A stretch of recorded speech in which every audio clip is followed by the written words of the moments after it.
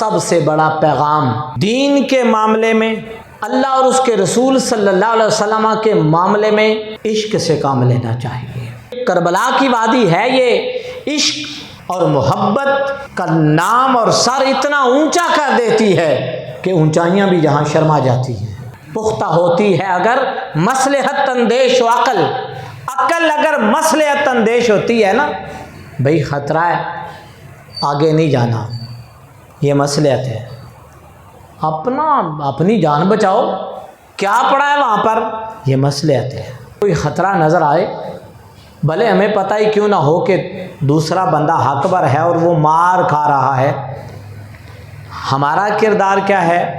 اپنی جان بچاؤ بھائی، ہمیں کیا ہے، وہ جانے، اس کا کام جانے۔ جب معاملہ گزر جائے گا اس کے بعد جائیں گے دو نعرے ہم بھی ماریں گے اور ہم بھی کہیں گے ہاں یار میں اصل میں بیزی بہت تھا، وگرنہ دیکھتے تم میں کرتا کیا، تم نے کچھ نہیں کرنا تھا، اگر ہوتے بھی جو تھے انہوں نے کیا کر لیا۔ ہم عشق کی راہ کے مسافر ہی نہیں بنے، عشق کی راہ کے راہی ہی نہیں بنے، اس لیے ہم اپنی جان بچانے کی فکر کرتے ہیں۔ لیکن اقبال نے قلم اٹھا کر کہا پختہ ہوتی ہے اگر مصلحت اندیش و عقل، اگر عقل مصلحت سے کام لے تو کہا جاتا ہے کہ عقل پختہ ہے، یہ بندہ بہت سیانا ہے، بڑے بر وقت اور اچھے فیصلے کرتا ہے، اپنے آپ کو بھی بچا لیتا ہے، مال کو بھی بچا لیتا ہے، مفادات کو بھی بچا لیتا ہے، بہت سیانا ہے۔ اس وقت کہا جاتا ہے کہ اس کی عقل بڑی پختہ ہے۔ عقل کی پختگی کا معیار اپنے ذاتی مفاد کے مطابق فیصلے کرنے کا نام ہے۔ لیکن اقبال کہتا ہے کہ پختہ ہوتی ہے اگر مصلحت اندیش و عقل، پر عشق ہو مصلحت اندیش تو ہے خام ابھی۔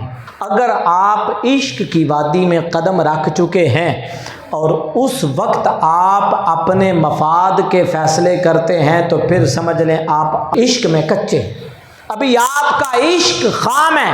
پختہ ہوتی ہے اگر مصلحت اندیش و عقل، پر عشق ہو مصلحت اندیش تو ہے خام ابھی۔ اور پھر اقبال نے عشق اور عقل کا ایک موازنہ، ایک تمثیل پیش کی، ایک مثال پیش کی کہ بے خطر کود پڑا آتش نمرود میں عشق۔ اگر عشق کی دنیا کے مسافر کو دیکھنا چاہتے ہو تو حضرت ابراہیم علیہ السلام کی زندگی کو دیکھو۔ بھئی باقی سارے اگر بتوں کی پوجا کر رہے ہیں، ابراہیم تم کیوں بتوں کے خلاف آواز کو اٹھاتے ہو؟ کوئی بات نہیں، مصلحت سے کام لینا چاہیے، یہ کوئی بڑی بات ہے، اپنی جان بچاؤ۔ لیکن یہ بھی پتا تھا کہ اس کے اندر میں جل کے راکھ ہو جاؤں گا۔ نمرود نے آگ کو بھڑکایا ہے، لیکن بے خطر کود پڑا آتش نمرود میں عشق۔ اور عقل ہے محو تماشائے لبے بام ابھی، اور عقل ابھی کنارے پر کھڑی سوچ رہی ہے کہ مجھے جان بچانی چاہیے۔ حضرت امام علی مقام امام حسین رضی اللہ تعالی عنہ، آپ نے دودھ پیا تھا سیدہ طیبہ طاہرہ حضرت سیدہ فاطمہ الزہرا سلام اللہ علیہا کا، اور آپ کی رگوں کے اندر خون تھا حضرت حیدر کرار رضی اللہ تعالیٰ عنہ کا، اور آپ نے سواری کی تھی امام الانبیاء علیہ السلام کے کندھوں پر۔ اتنی بڑی بڑی عظمتوں اور نسبتوں والا انسان کبھی بھی عقل کی راہ کا مسافر نہیں ہوتا، بلکہ وہ عشق کی راہ کا راہی ہوتا ہے۔ اس لیے آپ نے اپنی جان کا نذرانہ پیش کیا۔